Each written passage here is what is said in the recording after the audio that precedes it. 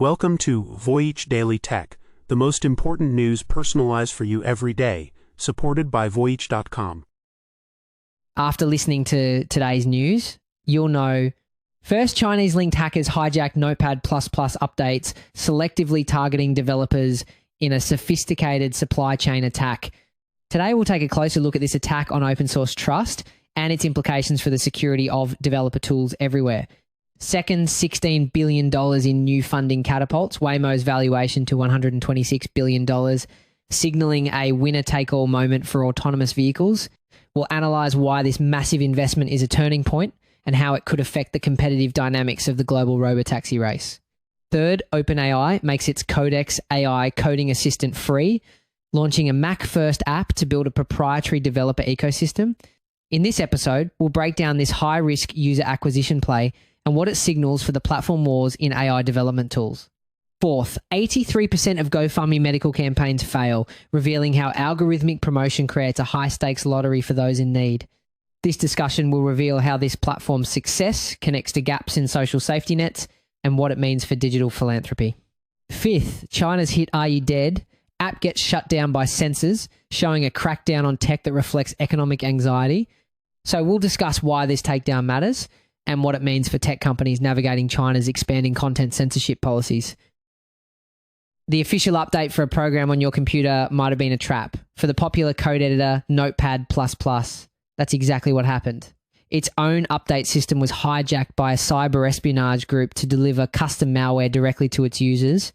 Now, what's often overlooked with a tool like Notepad++ is that it's famously maintained by a single developer. While this is a heroic effort, it highlights a systemic risk in the open source world. The weakness wasn't a flaw in the code itself, but in the infrastructure around it. The breach occurred at the hosting provider level, allowing attackers to intercept and redirect the update traffic without ever touching the program's source code. This wasn't some amateur hack. Cybersecurity firm Rapid7 attributes the campaign to a Chinese-linked group known as Lotus Blossom, an organization that has been active since 2009. For 6 months, from June to December 2025, they compromised the Notepad++ update server, turning a trusted process into a weapon.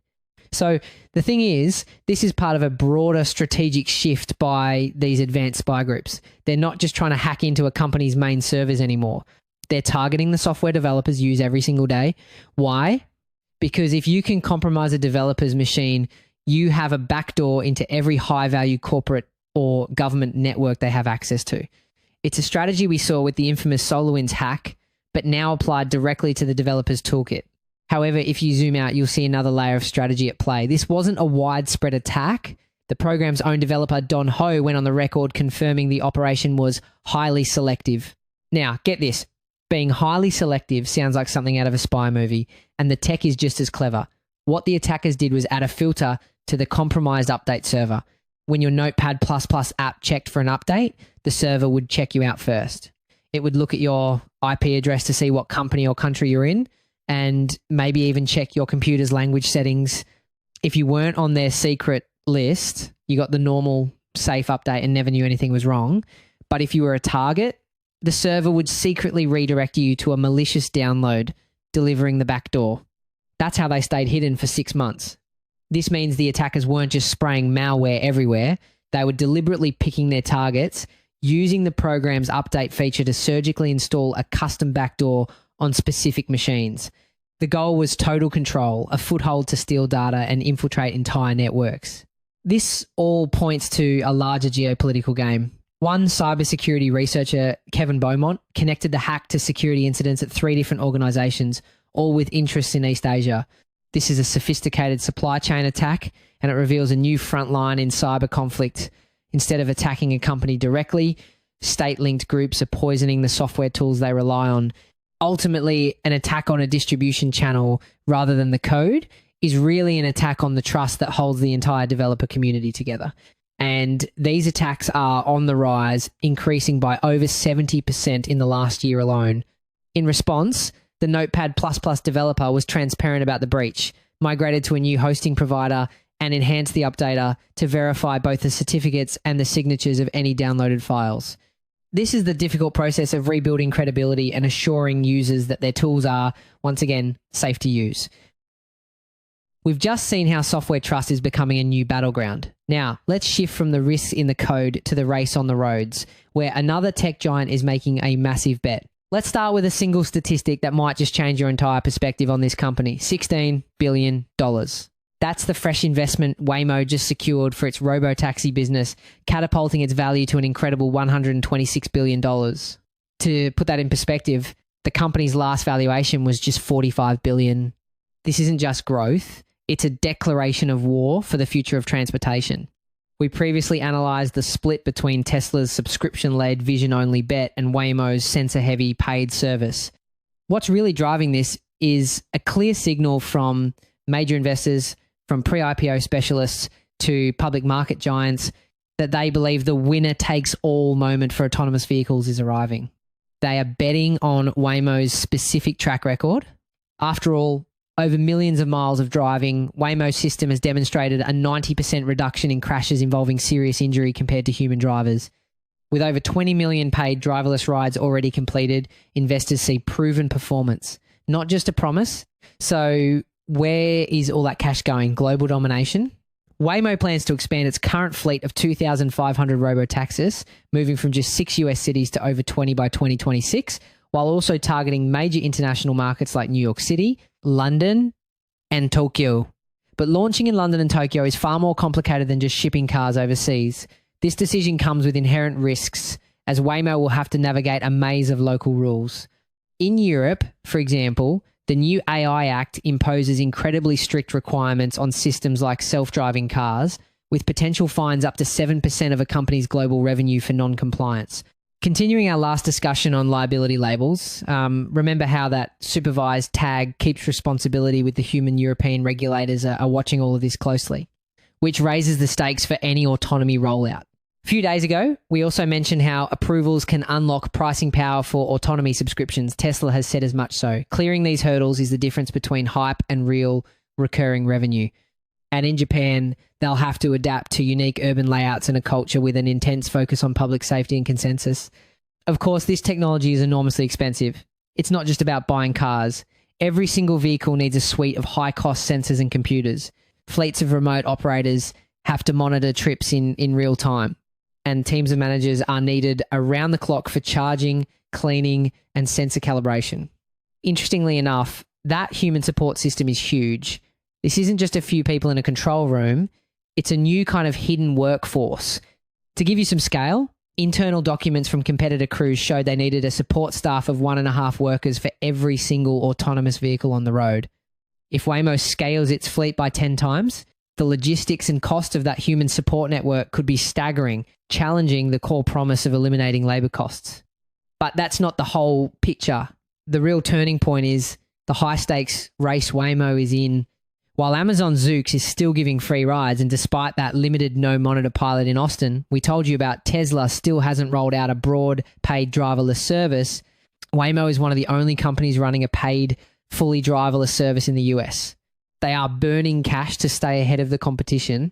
As we've discussed before, Waymo uses a sensor-heavy approach with LiDAR, radar, and cameras. Tesla relies mostly on cameras. The data is starting to show a difference. Waymo's vehicles, operating without a human driver, have a crash rate nearly 60% lower than Tesla's robotaxis, which still have human oversight. Investors are betting that more sensors mean more safety and ultimately a faster path to profitability. This $16 billion bet isn't just an investment, it's a high-wire act. Waymo is spending staggering sums to conquer the globe, all while navigating immense operational costs and regulatory probes in a winner-take-all race to own our roads. The end game here, however, might not be just about being a taxi company. That $126 billion valuation makes sense if you see Waymo's true ambition to become the android of autonomy. We've been saying for a while that the real upside in this space looks like software economics. Waymo is already partnering with automakers like Toyota and Hyundai to license their Waymo driver technology. The goal isn't just to own the taxis, but to be the underlying operating system for an entire generation of self-driving cars, trucks, and delivery vehicles. That's the real prize. Speaking of building a dominant ecosystem, Waymo isn't the only one. In the world of AI development, OpenAI just made a massive power play to lock in its own community. For a limited time, they're giving away one of their most powerful tools, the AI coding assistant Codex, to all ChatGPT users, including the free ones. A while back, we talked about the shift from simple chatbots to autonomous agents and continuous workflows. This giveaway is the on-ramp that puts that vision in developers' hands at scale. Offering a computationally expensive tool like this for free is a classic high-risk, high-reward strategy. The goal is rapid user acquisition to dominate the market, but the costs are astronomical. We've seen this before with ChatGPT, which has hundreds of millions of users, but less than 5% of them are paying subscribers. This new move with Codex is a huge bet that OpenAI can convert a flood of new free developers into a high-value paying customer base down the line. And as we've discussed before, OpenAI's compute relies heavily on Microsoft's cloud, while rivals like Google and Meta pour billions into their own chips. So subsidizing usage at this scale is an OPEX-heavy bet that their outcome as a service model will pay off. This is a direct shot at competitors, part of an ongoing effort to lure users and market share away from rivals like Anthropic and Cursor. And the numbers show the battlefield is already huge. Over 1 million developers used Codex in just the last month. We previously analysed the broader platform war closed walled gardens versus open standards. And the latest development is that OpenAI is leaning into the former with distribution and incentives. The hype from the top is off the charts. OpenAI CEO Sam Altman called the new Standalone app, quote, the most loved internal product we've ever had. He even admitted he's been, quote, staying up late at night with excitement, building all sorts of things myself. This is where the situation takes a more complex turn. It's not just about giving away a tool, it's about creating an entire ecosystem.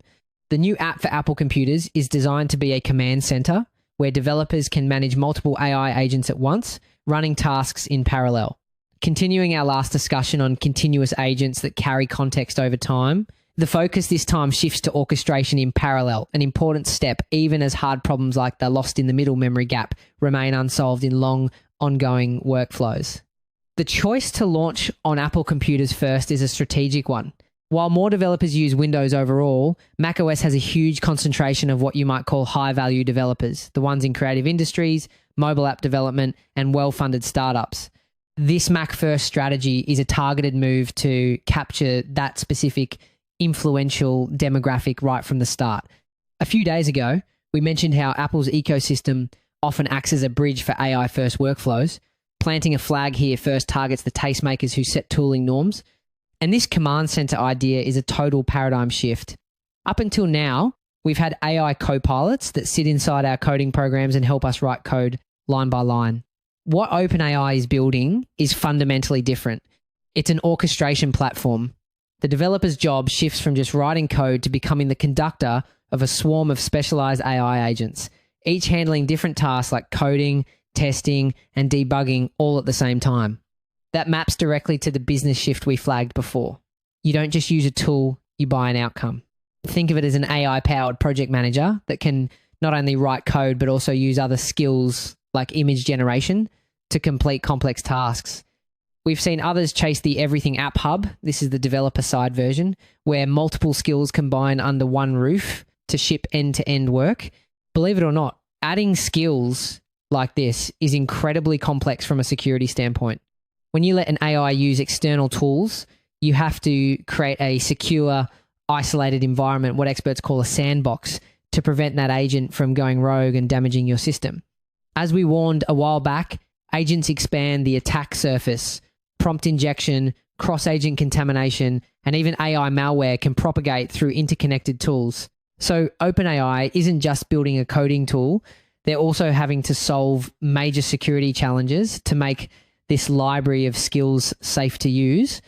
To sweeten the deal for existing customers, OpenAI is also temporarily doubling its rate limits across all its paid plans.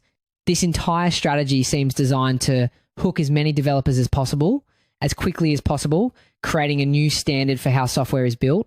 The underlying strategy here is that by launching a standalone app instead of just a plugin for existing tools like Microsoft's VS Code, OpenAI is trying to build its own proprietary AI native world. The goal is to create an entire development ecosystem that they control, locking developers into their platform and bypassing the gatekeepers of the old software world. A while back, we contrasted this with Anthropic's push for open standards. This move doubles down on the walled garden playbook. This all begs the question, what's the real end game here? Sam Altman gave a clue describing the new reality this tool creates. He said, quote, "As fast as I can type in new ideas, that is the limit of what can get built. If they pull this off, the pricing power shifts to outcomes delivered, not minutes, used exactly the outcome as a service future we've been tracking." While OpenAI is giving away powerful tools to build the future, another well-known platform highlights a starkly different reality for those struggling in the present. The most unexpected news in digital philanthropy today has to be this. A staggering 83% of GoFundMe campaigns for healthcare and emergency costs fail to meet their goal. This is happening on a platform that has become a global juggernaut, processing over $40 billion in donations worldwide. In Australia alone, over $1.1 billion has been donated through GoFundMe since 2015. The platform is so dominant that for 40% of Gen Z, it's their very first experience with charitable giving. But as this new digital philanthropy explodes, a shadow is being cast. The share of people making traditional tax-deductible donations to established charities is falling, dropping from 35% to 28% in just a decade. The core of the issue is what one researcher calls wildly diverging outcomes. Crowdfunding has become a high-stakes attention lottery, and it's not just a lottery of human attention, it's an algorithmic one. The platforms themselves use algorithms to decide which stories to promote, creating what some researchers call an algorithmic meritocracy for suffering. These systems can have built-in biases, favouring campaigns with high emotional appeal or those from people with large social media networks. Campaigns that go viral, often because they have a compelling video or are framed around a hero, can attract overwhelming support. And actually, there's a science to this. Research shows that campaigns using specific moral frames, appeals to care, fairness, or loyalty attract far more donations. It's about crafting a marketable story of worthiness. One man who confronted a gunman raised over $3 million. Meanwhile, countless others affected by the same event or suffering from similar plights receive little to nothing. Studies have found that campaigns from affluent, educated communities are not only more common, but also more successful, while fundraisers from non-white users often struggle to achieve their goals, even when their needs are just as urgent. This creates a system where, as one ethics expert notes, people in desperate times are forced into a vulnerable position, appealing to a crowd for the moral worthiness of themselves or a loved one. This situation presents a fascinating duality. On one side, we see an explosion in digital giving, while on the other, it exposes a much larger problem. The explosion in medical crowdfunding, especially in the United States, is a direct indicator of gaps in the social safety net.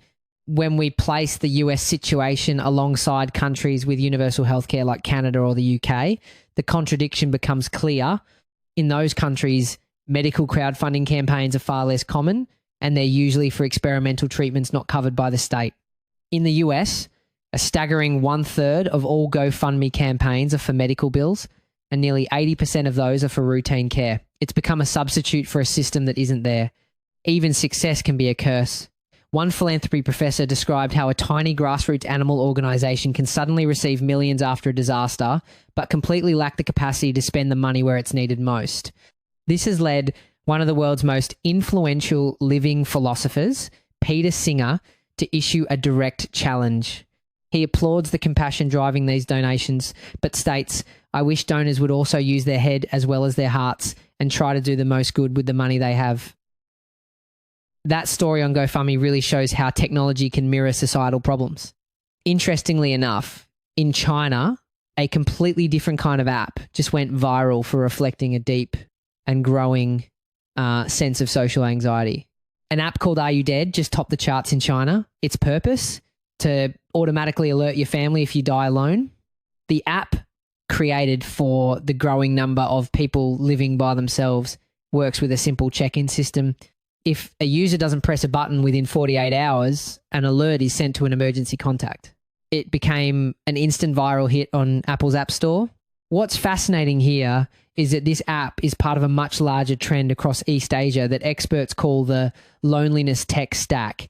We're seeing China tackle this with a practical, safety-focused app, while at the same time, Japan is taking a completely different path with emotional support robots like Paro, a baby harp seal that comforts the elderly.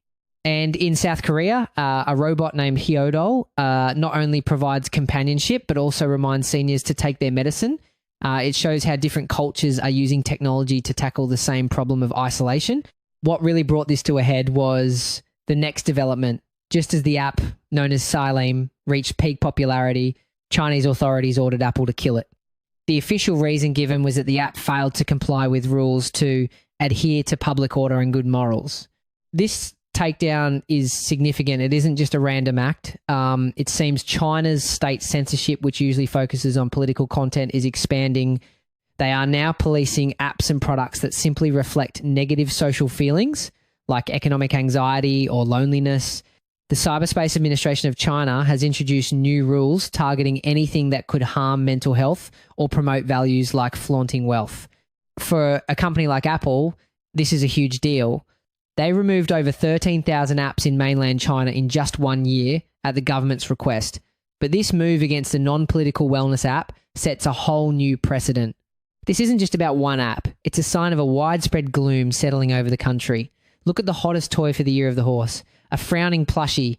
It's called the Crying Horse, and it was created by a factory worker who accidentally sewed its smile upside down. It became an immediate runaway bestseller.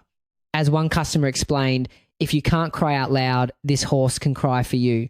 These viral products are becoming what some analysts call mimetic economic indicators. They are real-time signals of the public mood that can be more revealing than official statistics. This crying horse, for example, is seen as a symbol of the lying flat movement, where young Chinese are so pessimistic about their economic future that they are opting out of high-pressure careers and embracing minimalism. These memes and toys are the unfiltered voice of that anxiety. This collective anxiety is rooted in some jaw-dropping numbers. China's marriage rate recently hit a 45-year low. Today, 1 in every 6 households in the country is a single-person household.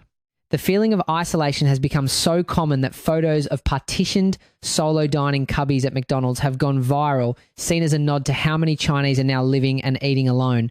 This is part of a global solo economy that is physically reshaping our world. While the Chinese McDonald's cubbies focus on privacy, Japan has long perfected efficiency with single-seat ramen booths. And in the West, we're seeing a rise in community-focused co-living spaces. It's not a small trend. Recent data shows that nearly 1 in 4 Americans now regularly dines alone. Industries from real estate to travel are now redesigning their spaces for this massive, growing demographic. These aren't just quirky cultural moments. From a morbid app to a frowning toy, these viral sensations are the new, unfiltered voice of a nation's economic stress and a profound, growing loneliness. That's it for today on Voyage Daily Tech. Follow, share, and stay tuned for daily updates coming your way tomorrow.